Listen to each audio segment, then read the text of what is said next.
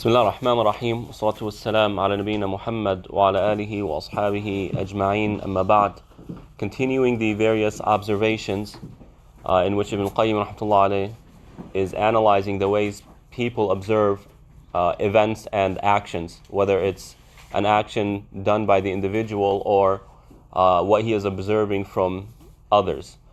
Likewise, it adds the element of what are the consequences of those actions? Meaning when X occurs and X results in Y, well, how do we perceive that? How do we observe this, and how does our mind process this information? And we left off at the 8th observation, and that is the observation of al-asma'i was-sifat.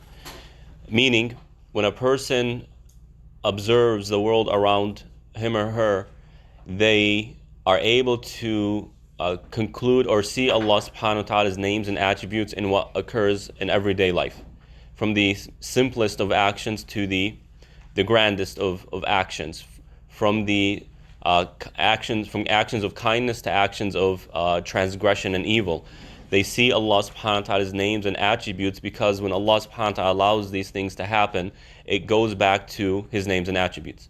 Right? Allah subhanahu wa ta'ala does not let something happen unless there are certain names and attributes which are names and attributes of perfection that allow it. And I'll go into more detail inshallah in a moment. Ibn Qayyim rahmatullah alayhi says that this is among the most noble of the observations. This is among the most dignified or the most fruitful of observations, and this is the way of those who completed their iman. The individuals, our role models, those who have reached the high levels of iman, this is how they view the world. And this issue is also something that leads people astray as well.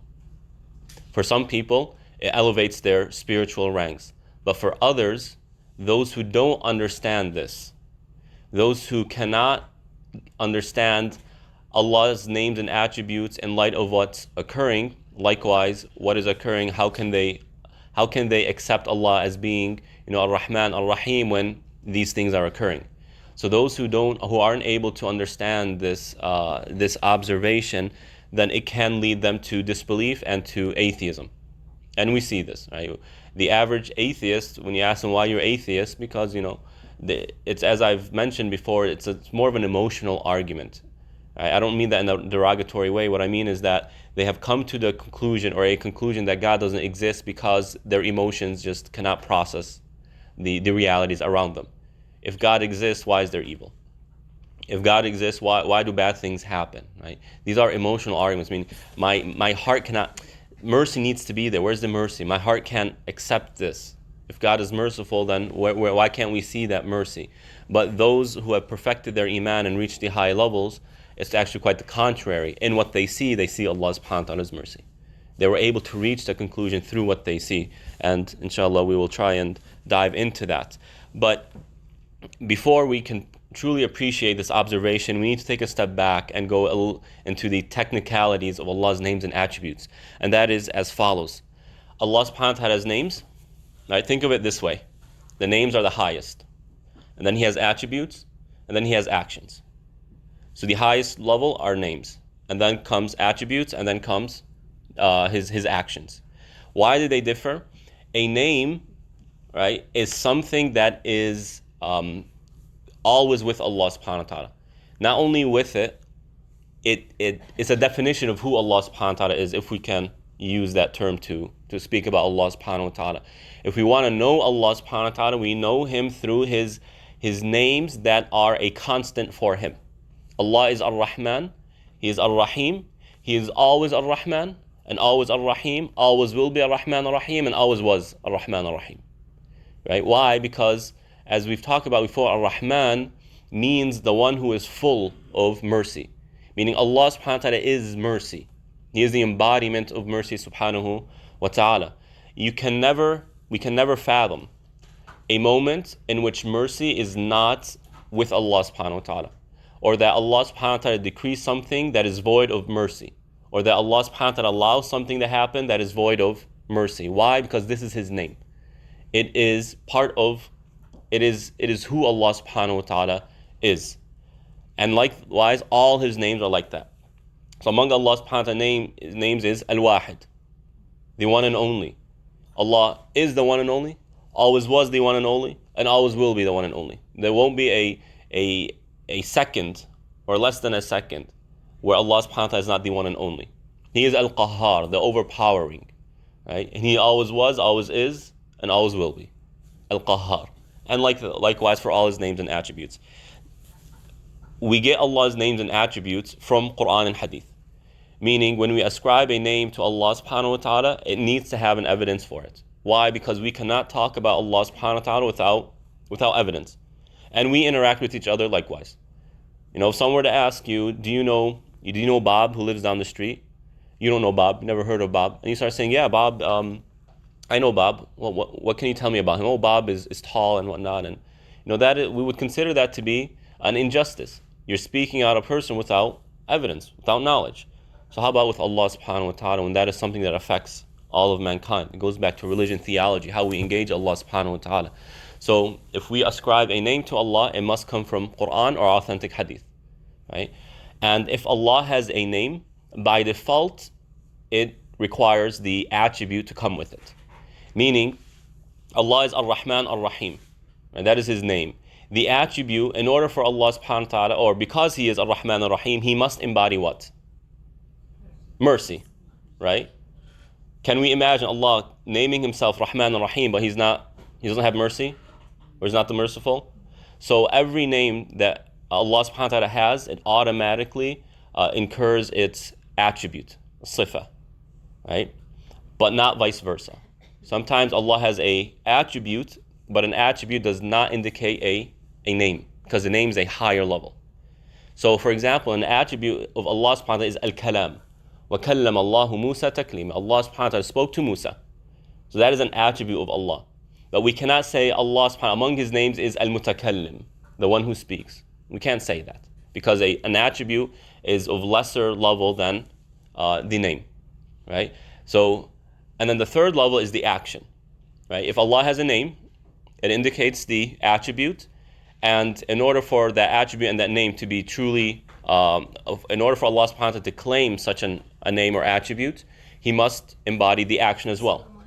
So if Allah is Ar-Rahman, right, by default it means that He is merciful, and if He is merciful, He must bestow His mercy. He must show His mercy.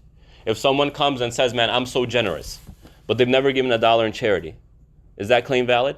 Absolutely not, right? In order for someone to claim that they are generous, they must actually do it. They must embody, they must act upon their generosity. So Allah subhanahu wa ta'ala, being Ar-Rahman Ar-Rahim, He bestows His mercy by default. And sometimes Allah has an action, but if He has an action, it does not indicate the previous two. So Allah subhanahu wa ta'ala says, Yaghdab. Allah subhanahu wa ta'ala gets angry. Do we say that among His names is Al-Ghadib, the one who is angry? No. Right? Allah subhanahu wa ta'ala, for example, Yu'adhib. He punishes. Okay, you have that action, it's in the Quran. يُعَذِّبُ مَنْ يَشَاءُ. Allah subhanahu wa ta'ala punishes whom He wills. Does that mean Allah subhanahu wa ta'ala is al-mu'adhib, the one who punishes, or the punisher? No, not at all.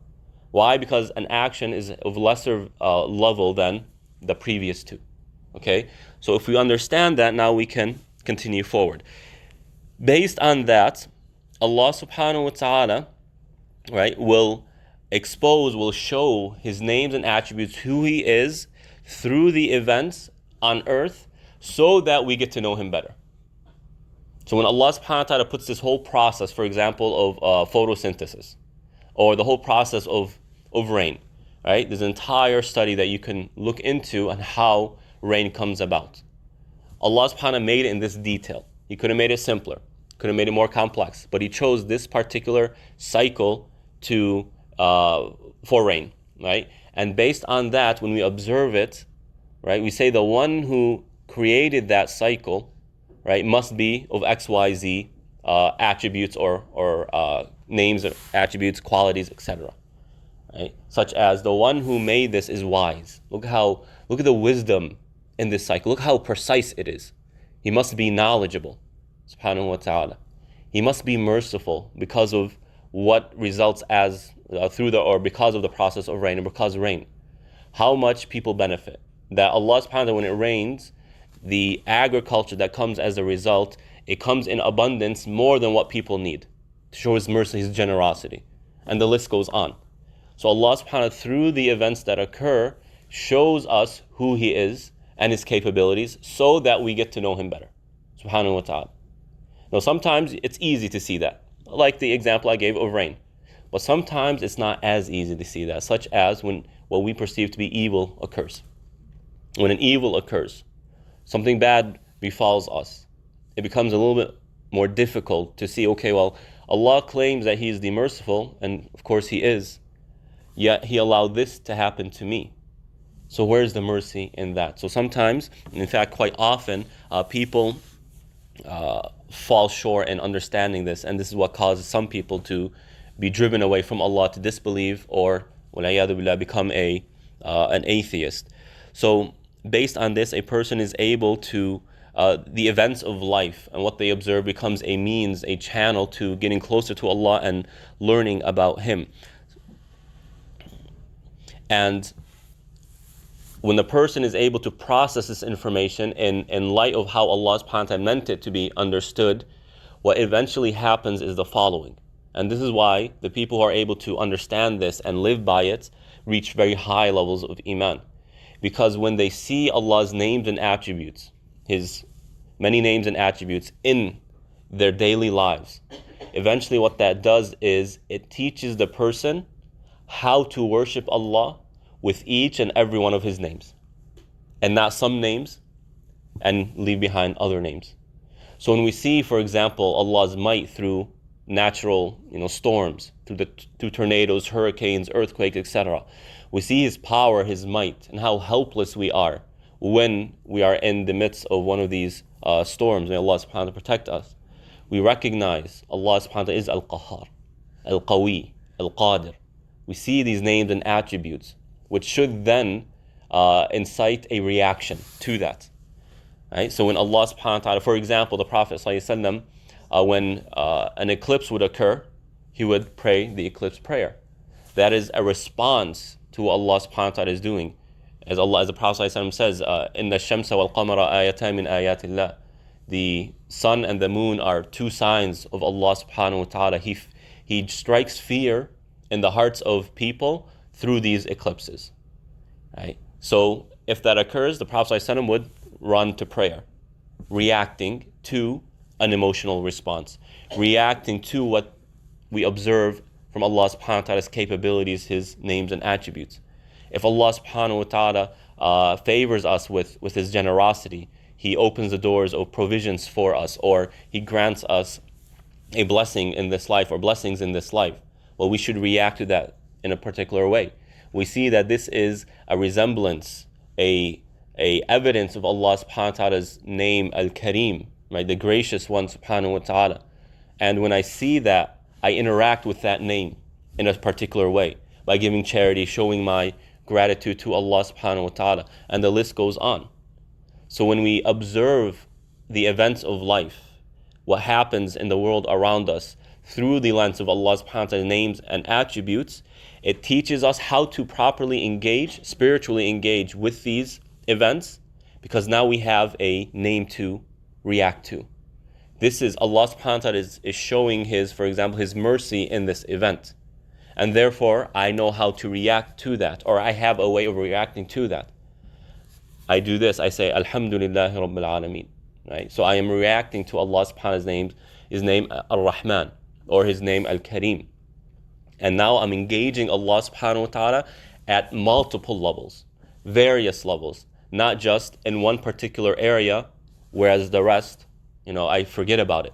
As Allah subhanahu wa ta'ala says, وَمِنَ النَّاسِ مَنْ يَعْبُدُ اللَّهَ عَلَى حَرْفٍ فَإِنْ أَصَابَهُ خَيْرٌ اطْمَأَنَّ بِهِ وَإِنْ أَصَابَتْهُ فِتْنَةٌ انقلب على وجهه خسر الدنيا والآخرة. Allah subhanahu wa ta'ala in Surah Al-Hajj talks about a group of people, or a type of people in terms of spirituality, that they worship Allah as if they're on a cliff. Right? If good befalls them, they stay for, alhamdulillah, this is a good religion. I got good after coming to this religion. But if harm befalls them, something contrary to good befalls them, they just fall off. And they turn away. What do I want with this religion? Right? Rather, the believer recognizes, sees Allah's names and attributes, and knowing that Allah's names and attributes are perfection, beautiful names, His Asma al-Husna, His beautiful names, that when Allah subhanahu wa ta'ala shows His might, subhanahu wa ta'ala, right, that is a representation of His beauty, subhanahu wa ta'ala, His perfection. And therefore, whatever occurs in our lives, we always have a lens to look at it, and we have this type of optimism, this type of hopefulness when we see what happens in the world around us. So when we are able to do this effectively, I now become a person who worships Allah because He is Ar-Rahman Ar-Rahim, because He is Al-Malik Al-Quddus, because He is As-Salam Al-Mu'min, because He is Al-Muhaymin, Al-Aziz, Al-Jabbar, Al-Mutakabbir, right? Al-Musawwir, Al-Muhaymin, you name it. I worship Allah subhanahu wa ta'ala with each and every single one of His names. And that is comprehensive to each and one of my emotions. I have many emotions and they're floating around. And in a day you can experience 10 emotions, right? But now you have 99 plus names of Allah subhanahu wa ta'ala that you can use your emotions to engage with. Subhanahu wa ta'ala, right? What we find, however, most people, they worship Allah with some of His names and they reject others. I'm not saying they say Allah is not this and not that, but when Allah shows His certain attributes or certain names, right, they stay away from it, they're bothered by it. And you've all heard this. Allah's all forgiving, He's all merciful, don't worry about it. Right? Do what you want. Allah's all forgiving, He'll forgive me, don't worry about it. But when you mention His name, right, Shadid, for example, his action, Shadidul Iqab, He is severe in punishment, right? Or if you mention His name, Al-Qadir, Al-Qawi, Al-Qahhar, the powerful, the competent, the overpowering, Al-Aziz, the Almighty, right? They know, I just want these names, I'm just going to put these aside. Now what that does is it creates an imbalance in the way we not only approach our religion, not only the way we worship Allah subhanahu wa ta'ala, but the way we observe the world around us.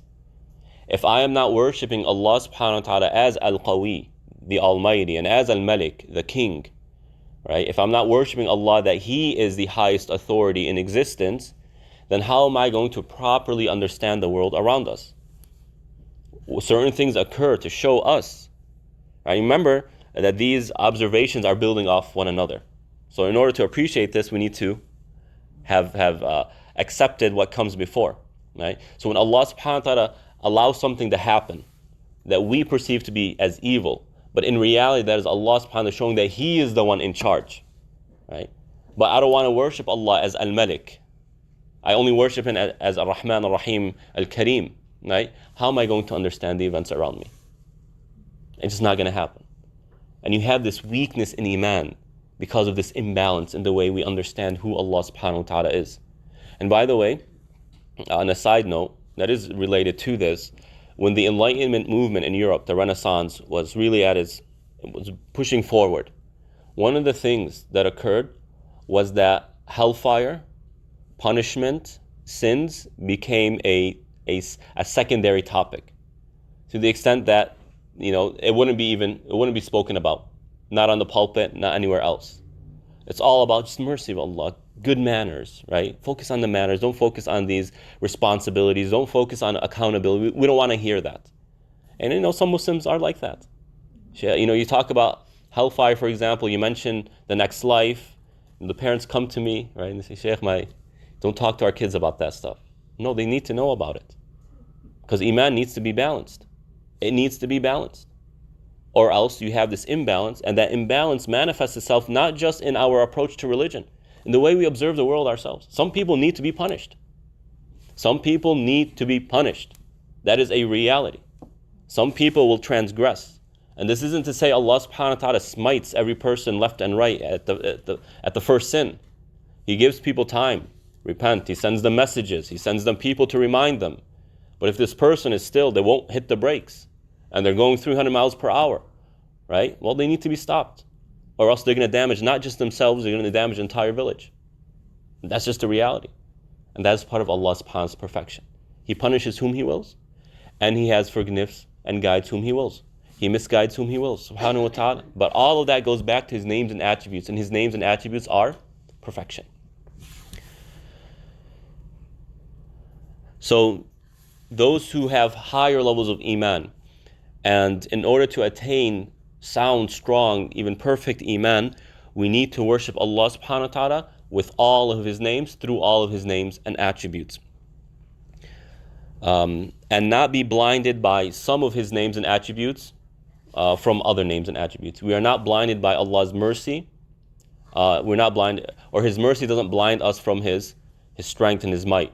Right? His generosity does not blind us from, the fact that He is the king. He can switch kingdomship from one person to another. قُلِ اللَّهُمَّ مَالِكَ الْمُلْكِ تُؤْتِي الْمُلْكَ مَنْ تَشَاءُ وَتَنْزِعُ الْمُلْكَ مِمَّنْ تَشَاءُ وَتُعِزُّ مَنْ تَشَاءُ وَتُذِلُّ مَنْ تَشَاءُ. Right? بِيَدِكَ الْخَيْرُ subhanahu wa ta'ala.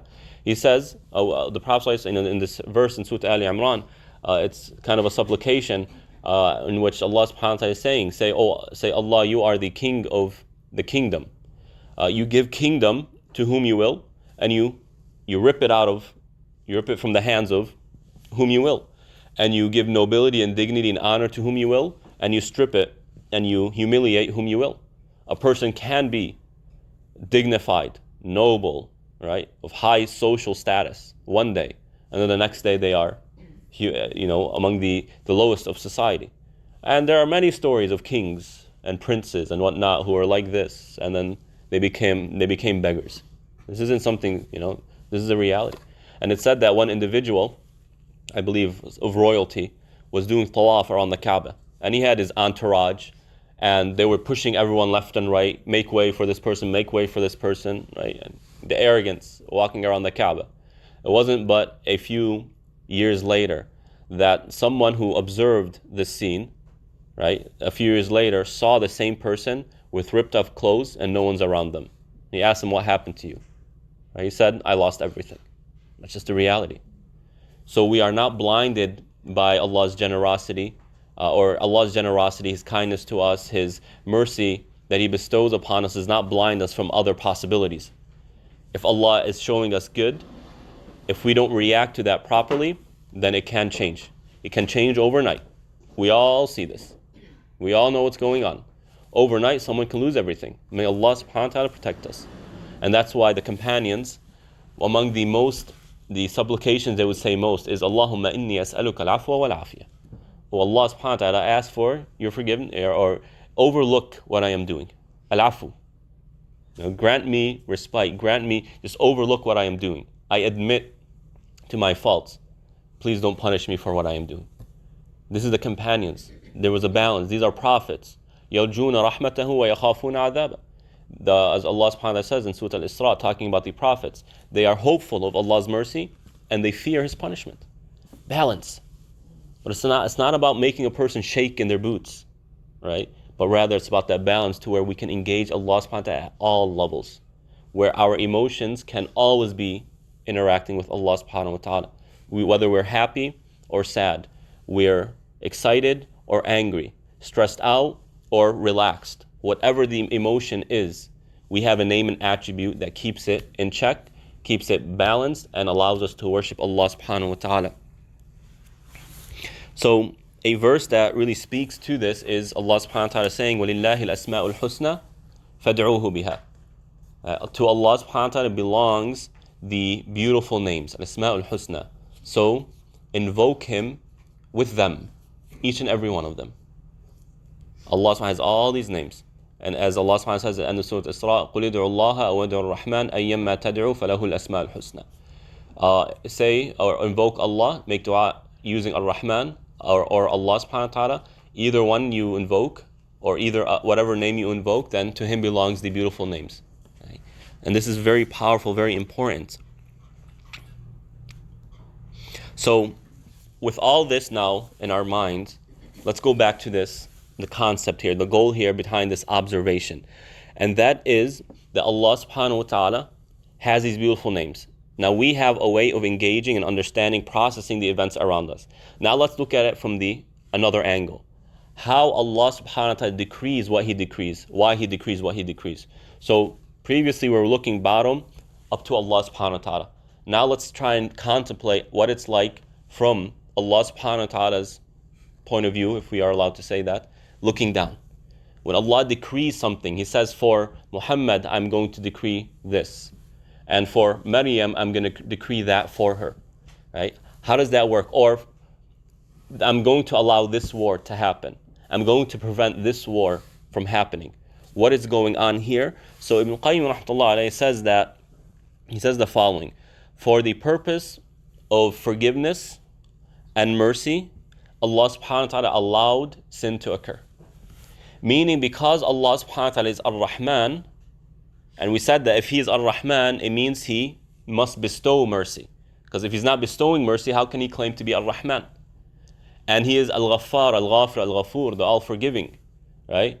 That if Allah is al-Ghaffar, the all-forgiving, then He must forgive in order to properly claim or validly claim that name. So because He is like that, He allowed certain sins to occur, so that He has mercy and He forgives. Right? As the Prophet ﷺ tells us, لَوْلَا تُذْنِبُونَ فَتَسْتَغْفِرُونَ لَذَهَبَ اللَّهُ بِكُمْ. The Prophet ﷺ teaches us, if it wasn't for human beings sinning and then asking for forgiveness, Allah subhanahu wa ta'ala would bring another creation. Part of our existence is an embodiment of Allah subhanahu wa ta'ala's mercy. Allah created the world, the universe, gave us the choice to worship or not, gave us the choice to obey or not. Why? To show us that He is Ar-Rahman Ar-Rahim, that He is the All-Merciful. Likewise, Allah subhanahu wa ta'ala allowed certain injustices to occur. Why? To remind us who's in charge and who is the most powerful.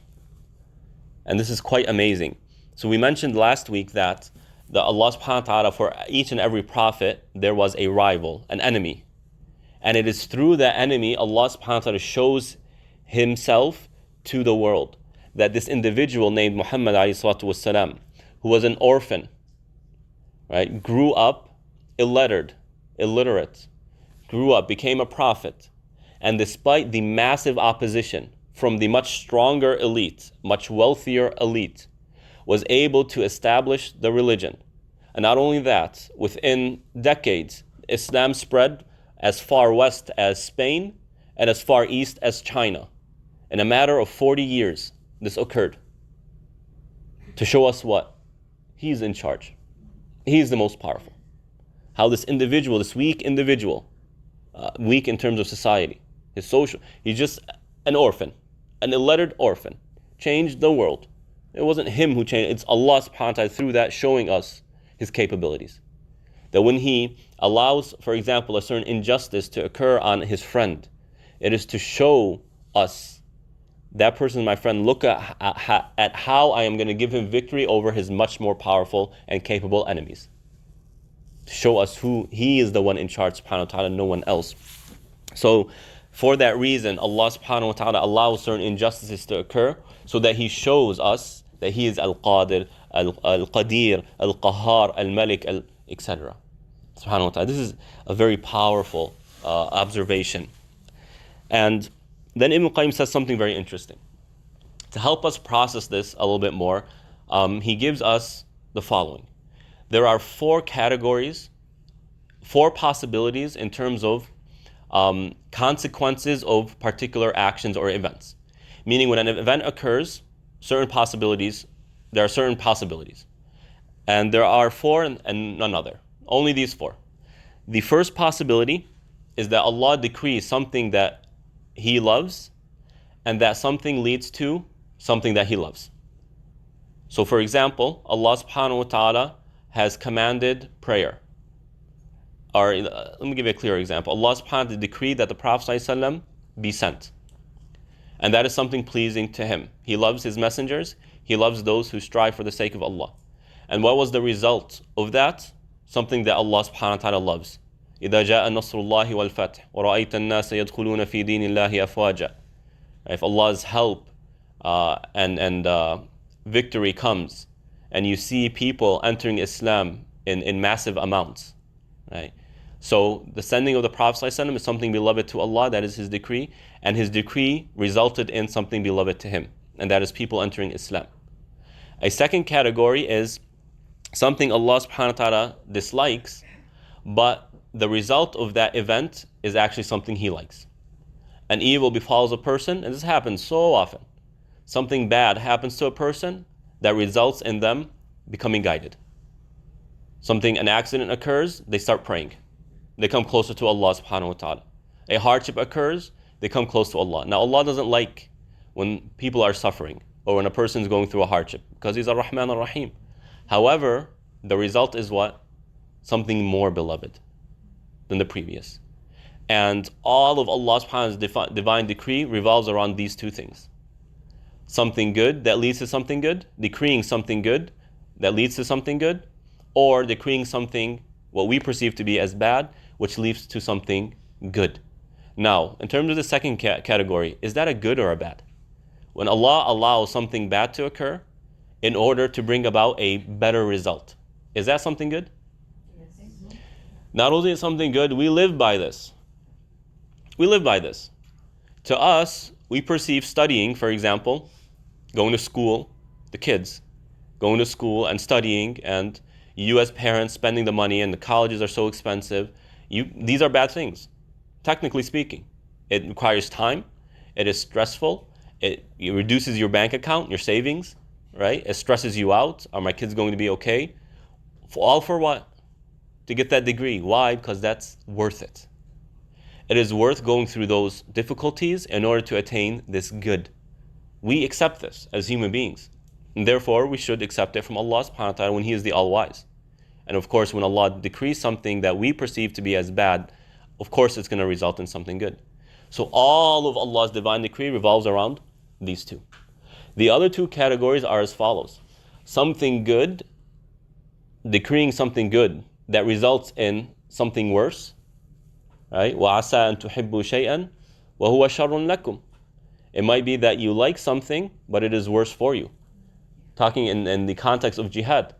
The companions would have liked to sit back, relax, stay at home with their wives and in their comfort, instead of going to something that they perceive as hardship, as we believe to be hardship, going and fighting, the risk of death. And if the person dies, their children are orphans, their wife is widowed, and the finance, right? But Allah subhanahu wa ta'ala says, it might be that you think something is good, and in reality it's worse for you. Or you might perceive that وَعَسَىٰ أَن تَكْرَهُ شَيْئًا وَهُوَ خَيْرٌ لَكُمْ. We might perceive something to be bad, but it is better for us. Right? So Allah subhanahu, in the second two categories, Allah subhanahu wa ta'ala, the third category is that something good leads to something bad. And the fourth category, something bad leading to something worse. These are possibilities. Allah does not decree that. He does not decree it. It does not happen. Now, we might look at something. For example, so-and-so went through a hardship. So-and-so was a Muslim. And they go through a hardship. And that hardship leads them to becoming further away from Allah subhanahu wa ta'ala. This happens. To, wal-'iyadu billah, despising Allah. To apostating. To becoming an atheist. Well, here it seems like Allah allowed something, decreed something that led to something worse. Now we might perceive it to be that way. But there are 1,001 possibilities that we are unaware of, Allah subhanahu wa ta'ala is aware of. Perhaps that person, let me give you a better example from the Quran. The story of Musa and Khadr, when the child was killed. That is perceived to be as a bad event, of course, and the pain and the harm that the parents are going to go through, the pain and the grief, etc., is a bad. So it seems like Allah decreed something that is disliked, and it resulted in something that is even more disliked. A lifetime of just a void, a gap in the heart that is full of sorrow and grief. However, what does Khadr explain?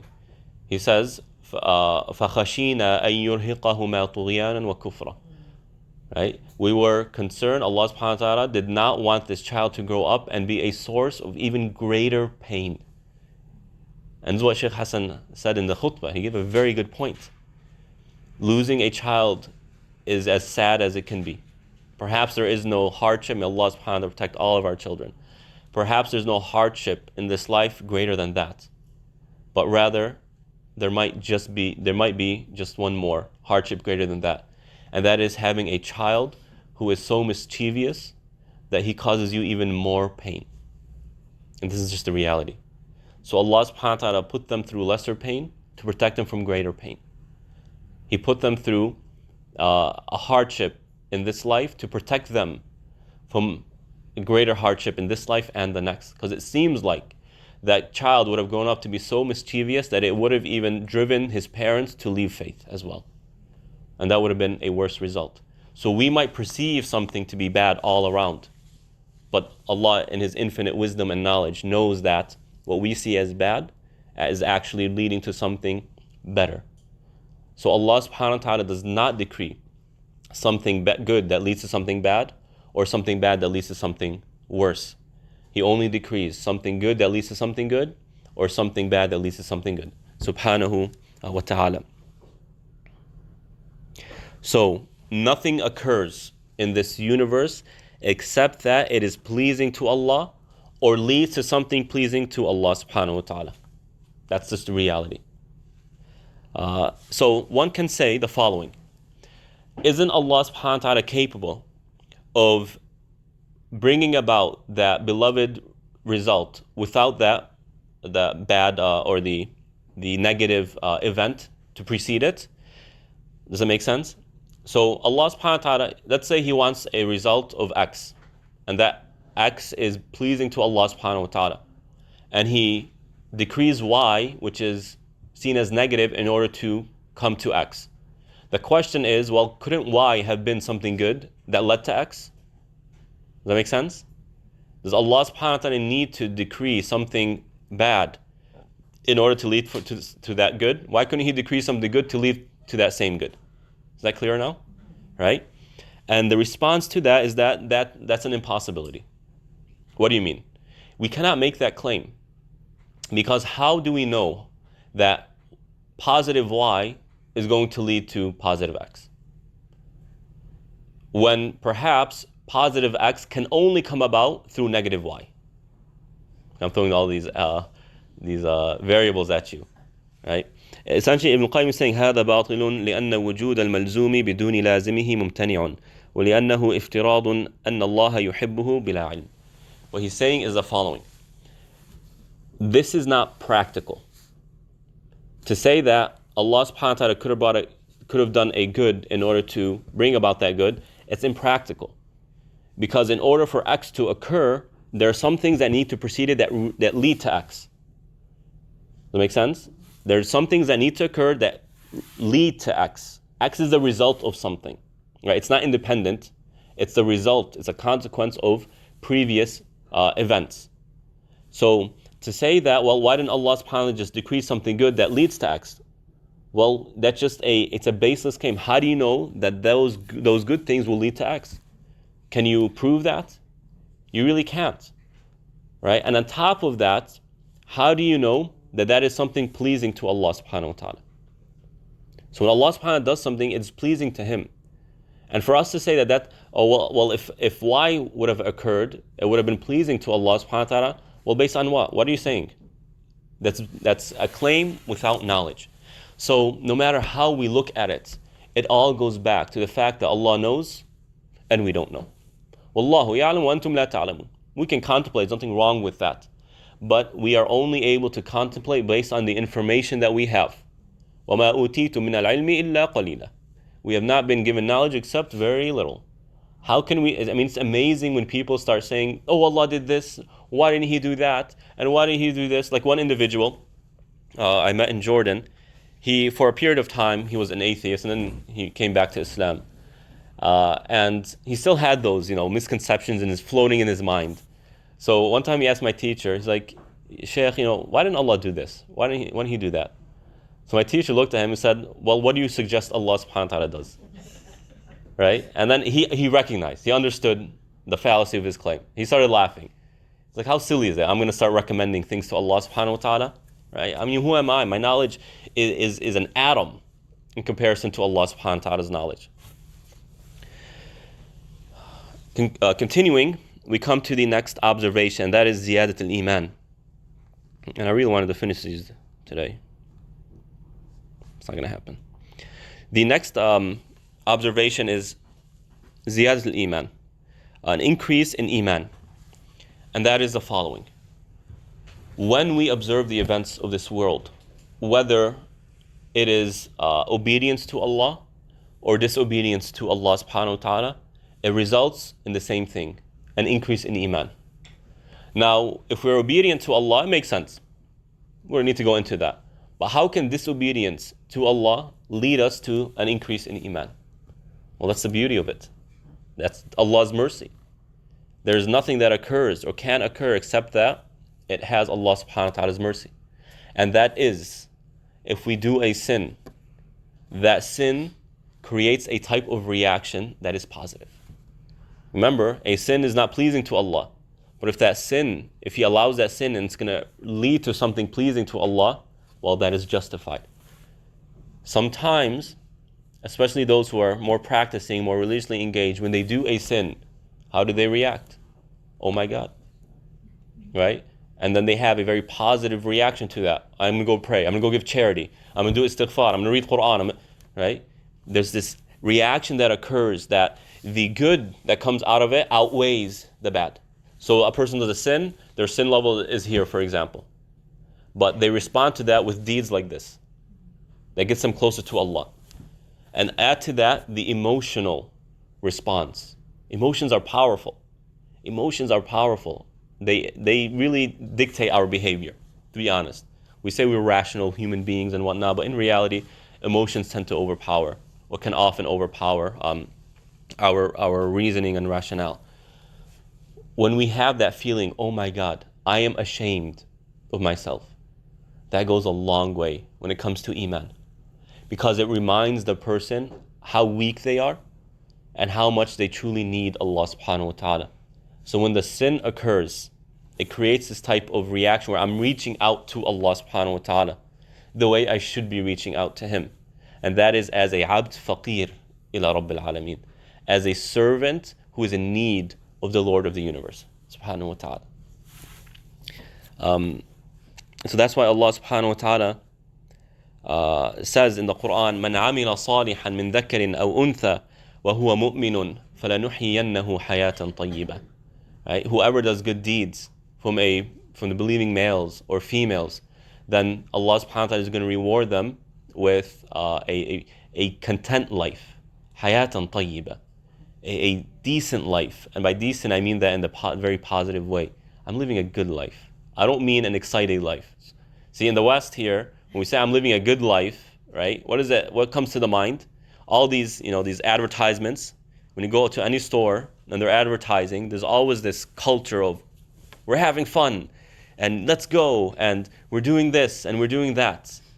So the idea of a good life in the West has become an excited life, a life full of excitement. That's not the definition in Islam. In Islam, a good life is a life that you are content with. That is a good life. Hayatan tayyiba. So Allah subhanahu wa ta'ala, through our good deeds, right? I mentioned the bad deeds. Through our good deeds, it further increases our iman. So our good deeds increase our iman, but there's a bonus to that. Because when Allah gives, He gives generously. We think, okay, the Prophet ﷺ said, whoever does this, they get X amount of reward. Allah is the most gracious. He gives even more than that. Because that's what it means to be gracious and generous, subhanahu wa ta'ala. But when a person does good deeds, not only they increase in the good of hasanat and iman, Allah subhanahu wa ta'ala also rewards them with contentment in this life. Hayatan tayyiba. And He shows this to us. He shows this to us. Why? To encourage us. Oh, you gave that charity? Here you go. Here's tenfold back. Here's a gift from Allah subhanahu wa ta'ala. So that when you look at this, and you remember the hadith or the verses, that if you give $1 in charity, Allah will return it $10. And you see this in your eyes. I mean, I've heard stories. A person gave $5,000 to a poor family. A few years later, they get a tax return of $50,000. They said you paid extra tax. Here, here's $50,000. Exactly 10. And they're looking at this, and all they can say is, subhanallah. A gift from Allah to encourage you. To let you know, keep going. So Allah subhanahu wa ta'ala, when someone's doing good, He keeps encouraging them, showing them, here's some more. Allah hears what you're doing. He sees what you are doing. He is accepting what you are doing. And consider this an appetizer before the greater reward of the next life. When a person does good deeds, it increases their iman when they look at the consequences, the results, the positive results. But we fail in that we don't look for it, right? We think, oh, look, hey, this is cool, right? And that's it. They go about their day. How am I going to spend this? And we forget, Allah subhanahu wa ta'ala gave that to me. Why did He give it to me? What good deed did I do, right? When you start linking these things together, all the information is there. It's just about linking them. Understanding the true causes and effects. Allah does this, we do this, and Allah subhanahu wa ta'ala responds. Remember, very long ago when I gave the tafsir of Surah Al-Fatiha, and I gave you that model, the relationship between Allah subhanahu wa ta'ala and the individual, how that starts, iyyaka na'budu and iyyaka nasta'een. It is you alone we worship. This is the book, right? And it is you alone we seek help from. Allah began that relationship by giving us His help through creating us, giving us a mind to perceive, to think, to contemplate, sending us prophets as role models, as reminders, bearers of glad tidings and warners. He gave us books, the Quran being the last of them, the preserved one. He has given us His help. How do we react? By responding to what Allah has commanded us. If we respond, Allah reacts. By what? By rewarding us. And remember how I said that Allah giving us reward is a form of Him helping us. Why? Because it's going to further encourage us. When we see the positive of what we're doing, if you're investing in something and the profits are high, what are you going to do? You're going to invest more. Right? This is working out, right? And when you see that in your ibadat, it increases your iman, strengthens your relation, makes you more enthusiastic, more motivated to continue doing that. Likewise, Allah subhanahu wa ta'ala says, وَمَنْ أَعْرَضَ عَنْ ذِكْرِي فَإِنَّ لَهُ مَعِيشَةً ضَنْكَ. Whoever turns away from my remembrance, the Quran, right, then for them is a depressing life. Depression. Left and right? Showing us what? When we do something wrong, when we start going off path, Allah subhanahu wa ta'ala starts sending us reminders. Some of which are sorrow, emotions, depression, etc. Our lives, it's not in order. There's something wrong, right? It's a warning, pain. In medicine, they say pain is something really good because it's telling you something's wrong, check it out.